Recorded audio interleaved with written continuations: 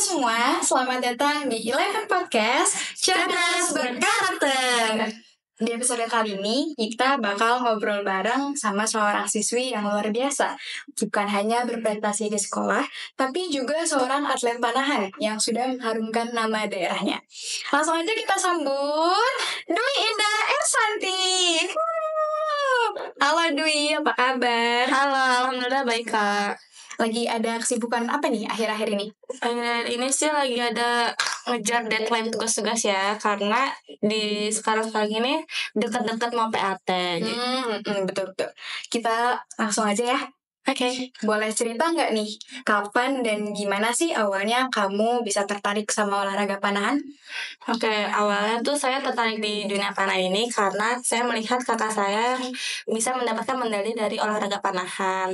Terus saya meminta izin kepada kedua orang tua saya supaya saya bisa mengikuti olahraga panahan juga. Akhirnya saya didasari di salah satu klub yang ada di Kota Bekasi dan sampai sekarang. Oke, dari umur berapa tuh? Aku dari sekitar SMP kelas 1 awal. Berarti umur SMP kelas 1, berarti udah agak lama juga ya? Iya, udah agak lama. Oke. Terus kalau jadi atlet panahan sekaligus pelajar, kan pasti ada struggle-nya ya? Iya. Menurut kamu, apa sih struggle atau tantangan terbesar yang pernah kamu hadapi? Oke, saya mempunyai satu pengalaman yang sangat membuat saya pusing dan riweh ya. Karena di 2023 itu saya memasuki tim Platda Jabar untuk mengikuti prapon di Bogor. Terus saya tuh dalam 1,5 bulan saya dispense sekolah, jadinya saya harus belajar di lapangan. Terus saya juga harus mengejar deadline dan ulangan, dan saya sempat mengikuti ulangan yang ada di mens, dan itu tengah malam banget. Ya ampun, berarti butuh manajemen waktu yang bagus banget ya? Oh iya benar, manajemen. Hebat sih kamu bisa ngejalaninnya kayak gitu.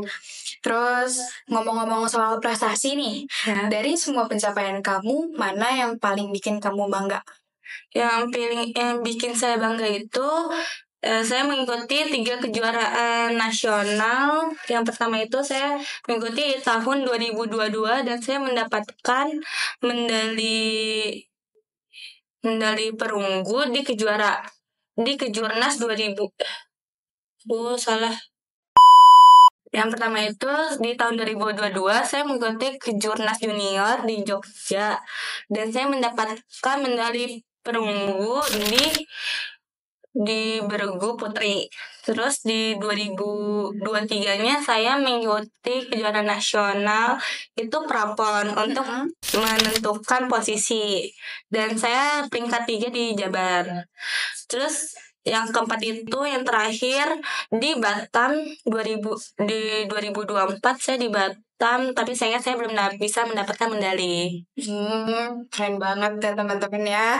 Prestasinya keren, perjuangannya juga pasti nggak kalah keren. Terus Dwi, dalam panahan kan nggak cuma butuh kekuatan fisik ya, tapi juga mental. Ya. Nah, kamu punya tips and trick nggak nih buat teman-teman yang lagi dengerin supaya bisa tetap fokus dan konsisten kayak kamu?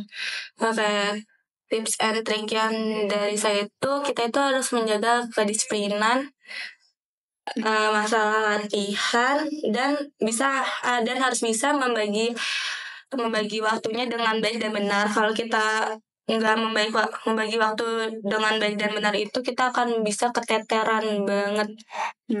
Oke. Dicatat tuh ya teman-teman. Lalu kalau misalnya ada teman-teman yang pengen coba panahan nih, menurut kamu apa langkah pertama yang harus mereka lakuin?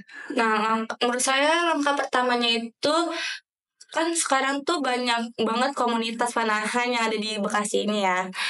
Kalian tuh bisa masuk ke salah satu komunitas panahan untuk mencoba-coba dulu, atau bisa langsung masuk ke klub. Terus bisa juga, biasanya di beberapa sekolah yang ada di Bekasi ini sudah menyediakan ekskul panahan. Tuh, benar-benar. Oke, terakhir nih, apa mimpi terbesar kamu ke depannya? Baik di dunia panahan ataupun di luar itu. Nah, mimpi yang terbesar saya itu untuk pastinya bisa masuk tim pelatnas Indonesia dan mengikuti Asian Games atau Olimpik yang ada di tahun-tahun berikutnya. Itu, oke. Terima kasih banyak buat Dwi yang udah mau berbagi cerita hari ini. Sukses terus buat kamu. Aku doain semoga semua mimpinya bisa tercapai. Amin. Nah, teman-teman, itu dia obrolan kita bareng Dwi yang gak cuma hebat buat ngebidik target di lapangan, tapi juga hebat ngatur waktu dan konsisten buat ngejar mimpinya. Buat kamu yang lagi cari inspirasi atau lagi ngedown, semoga cerita hari ini bisa bikin kamu semangat lagi. Terima kasih buat teman-teman yang udah dengerin episode kali ini. Jangan lupa follow Eleven Podcast supaya nggak ketinggalan kisah inspiratif berikutnya. Eleven Podcast, cerdas berkarakter. Sampai jumpa.